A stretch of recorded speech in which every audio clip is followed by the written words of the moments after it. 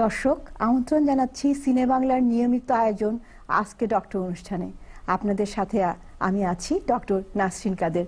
আপনারা জানেন আমাদের এই অনুষ্ঠান প্রচারিত হয় প্রতি বুধবার সন্ধ্যা 7টায়।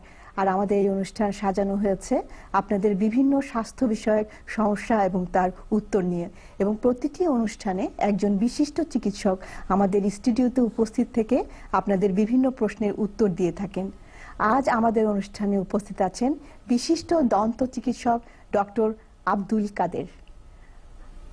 ডক্টর কাদের ডেন্টাল গ্র্যাজুয়েশন করেছেন ঢাকা ডেন্টাল কলেজ থেকে, এরপর ডক্টর অফ ডেন্টাল সার্জারি করেছেন নিউ ইয়র্ক ইউনিভার্সিটি থেকে। বর্তমানে পুরোদমে প্রাইভেট প্র্যাকটিস করছেন। আসুন কথা বলি ডক্টর আব্দুল কাদের। আসসালামু আলাইকুম, আমি ডাক্তার কাদের। আপনারা যারা টিভির সামনে আছেন তাদের সবাইকে ধন্যবাদ জানাচ্ছি, এবং যারা আমাকে আজকে এই অনুষ্ঠানে আসার সুযোগ করে দিয়েছেন সেই কর্তৃপক্ষকেও ধন্যবাদ জানাচ্ছি।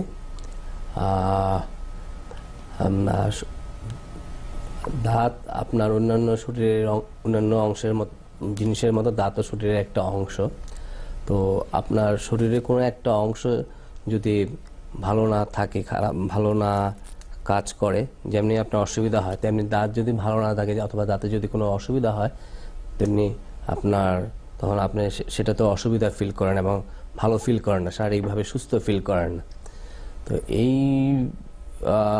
এই যে অসুবিধা হয়, এই জন্য আপনাকে সবসময় চেক আপে থাকা উচিত। ডাক্তারের ডেন্টিস্টের সাথে, একজন ডেন্টিস্টের সাথে সবারই একজন ডেন্টিস্ট থাকা উচিত প্রাইভেট, এবং প্রতি 6 মাস পর পর দাঁত চেক আপ করা উচিত, এবং দাঁতে যদি কোনো সমস্যা থাকে সেটাও ট্রিটমেন্ট করে নেওয়া উচিত।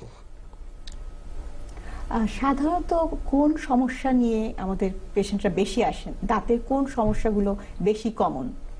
ডাক্তার কাদের, নাসরিন কাদের, আপনাকে অনেক ধন্যবাদ আপনার কোশ্চেনের জন্য।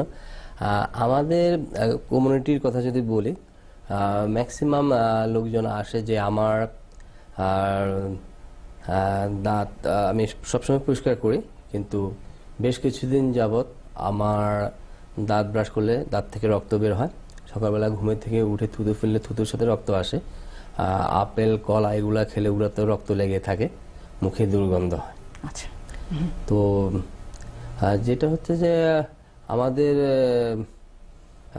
মানে আমরা অজ্ঞতার কারণেই হোক অথবা ব্যস্ততার কারণে হোক, যে কোনো কারণে হোক, আমরা মানে প্রতি 6 মাস পর পর ডাক্তারের কাছে যে দাঁত যে চেক আপ করার যে একটা নিয়ম আছে, সেটা আমরা অনেকে ফলো করি না, যার ফলে আমরা দাঁত হয়তো ব্রাশ করছি কিন্তু দাঁতটা ঠিকমতো পরিষ্কার হচ্ছে না। আচ্ছা, তো পরিষ্কার না হলে দাঁতের মাড়ি এবং দাঁতের চারিপাশে যে খাওয়াটা স্টিক হয়ে থাকে, এটা জমতেই থাকে, এটা জমতে জমতে এটা ফরেন পার্টিকেলস, এটা আস্তে আস্তে বড় হতে থাকে। আচ্ছা ডক্টর কাদের, আমাদের অলরেডি একটা প্রশ্ন চলে আসছে জিনিয়া নিউ ইয়র্ক থেকে। জিনিয়া, বলুন আপনার প্রশ্ন। জিনিয়া, হ্যালো। হ্যালো, আসসালামু আলাইকুম। ওয়ালাইকুম সালাম। আপু, আমার ছোট বোন, বয়স 16 ইয়ার্স ওল্ড। জি জি। তো দাঁতে অনেক সমস্যা, কয়েকদিন আগে ক্লিন করে দিয়েছে ওরা, এখন বলতেছে যে একটা কি জানি একটা ঢুকে যেতে হবে দাঁতের ভিতরে, এবং আরো একটা দাঁত ফালাই দিতে হবে, সমস্যাগুলো থাকলে বাকিগুলো নষ্ট হয়ে যাবে। তো এখন এই বয়সে এতগুলো দাঁত ফালানোটুকু কোনো রিস্ক আছে, বা কি করলে ভালো হয়? এবং এটা ওরা টাকাও নেবে, আর মেডিকেল কার্ড থাকার পরেও ওরা বলতে যে 800 টাকা লাগবে।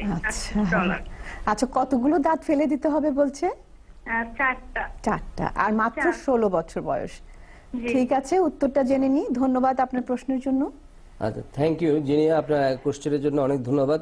খুব সুন্দর কোশ্চেন। আপনি কিন্তু কি ট্রিটমেন্ট করতে হবে অথবা কি সমস্যা নিয়ে গিয়েছেন ডাক্তারের কাছে সেটা পুরোপুরি উল্লেখ করেননি। তো বলেছেন যে 4টা দাঁত ফেলতে হবে এবং কোনো একটা ট্রিটমেন্ট করতে হবে, এবং আপনাদের যে কাভারেজ আছে সেটা কাভার করে না, আপনাদের পে করতে হবে। প্রবাবলি আপনারা ব্রেসিস ডাক্তারের কাছে গিয়েছেন অর্থোডন্টিক ট্রিটমেন্ট করার জন্য, এবং আপনার বোনের দাঁতগুলো মানে রেগুলার না, ইরেগুলার, উঁচু নিচু এলোমেলো। তো সেখানে প্রবাবলি ওরা 4টা দাঁত ফেলতে বলেছে। কারণটা হচ্ছে যে স্পেস তৈরি করার জন্য, ওই স্পেস তৈরি করে ওইখানে তারপর আপনার দাঁতটা সেট আপ হবে, সেই জন্য ওরা হয়তো বলেছে। এটা অর্থোডন্টিক ট্রিটমেন্ট করার জন্য এটা রিকমেন্ডেড, এতে কোনো অসুবিধা হয় কি না। সমস্যা হচ্ছে তার মানে তার দাঁতে আসলে?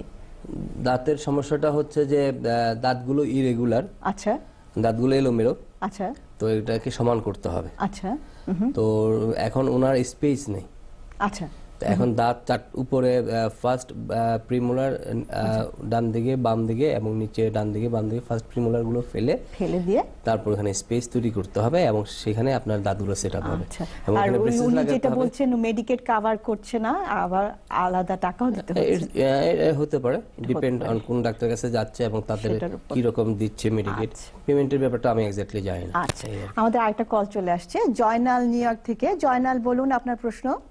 জি, আসসালামু আলাইকুম। ওয়ালাইকুম কেমন সালাম। আছেন? জি, ভালো আছি, ধন্যবাদ। জি, আমার প্রশ্নটা হলো এই যে রুট ক্যানেলটা কেন করা হয়, কখন রুট ক্যানেলটা করতে হয়, আচ্ছা। এবং রুট ক্যানেল করার পরে এটা উপকারিতাটা কি? আচ্ছা, ঠিক কেন আছে। রুট ক্যানেল করতে হবে, দাঁত কেন ফেলতে হবে না, এবং যদি করতেই হয় জি জি, এটা উপকারিতাটা কি, এটি আচ্ছা, জানাতে। খুবই সুন্দর প্রশ্ন, ধন্যবাদ আপনার প্রশ্নের জন্য। থ্যাংক ইউ জয়নাল, আপনার কোশ্চেন অনেক সুন্দর গুরুত্বপূর্ণ। হয়েছে, গুরুত্বপূর্ণ কোশ্চেন, অনেকেই জানতে চায়। তো ব্যাপারটা হচ্ছে যে রুট ক্যানেল দুইটা কারণে করা হতে পারে। একটা হচ্ছে যে আপনার ক্যাভিটি যদি অনেক বড় হয়ে নার্ভে চলে যায়, প্রতিটা দাঁতের মধ্যে একটা নার্ভ আছে, যে নার্ভের কারণে আমরা গরম ঠান্ডা ব্যথা বেদনা এগুলো ফিল করি। আচ্ছা, তো গর্তটা ক্যাভিটিটা যদি বড় হয়ে যদি দাঁতের নার্ভে চলে যায়, জি জি, তখন আপনার রুট ক্যানেল করতে হবে এক। আর নতুবা যদি আপনার দাঁতটা হঠাৎ ভেঙে যায়, মানে আপনি কোথাও অ্যাক্সিডেন্ট হন, দাঁতটা ভেঙে গেল, অথবা কোনো শক্ত জিনিসে কামড় দিলেন, দাঁতটা ভেঙে গেলো, দাঁতের নার্ভ ইনজুরি হলো, স্পেশালি আপনি দেখবেন যে অনেকের সামনের দাঁতগুলো কালো হয়ে গেছে, অ্যাক্সিডেন্ট হওয়ার পরে 6 মাস 1 বছর পরে দাঁতটা কালো হয়ে গেছে। তো ওই ধরনের যদি কোনো অ্যাক্সিডেন্ট হয় তখন সেখানে রুট ক্যানেল করতে হয়। রুট ক্যানেল করার অর্থ হচ্ছে যে দাঁতটাকে সেভ করা। সেভ করা। হ্যাঁ, দাঁতটা না ফেলে দিয়ে আপনি দাঁতটা সেভ করবেন। আচ্ছা। এবং রুট ক্যানেল যখন করবেন, দাঁতের যে নার্ভটা থাকে সেই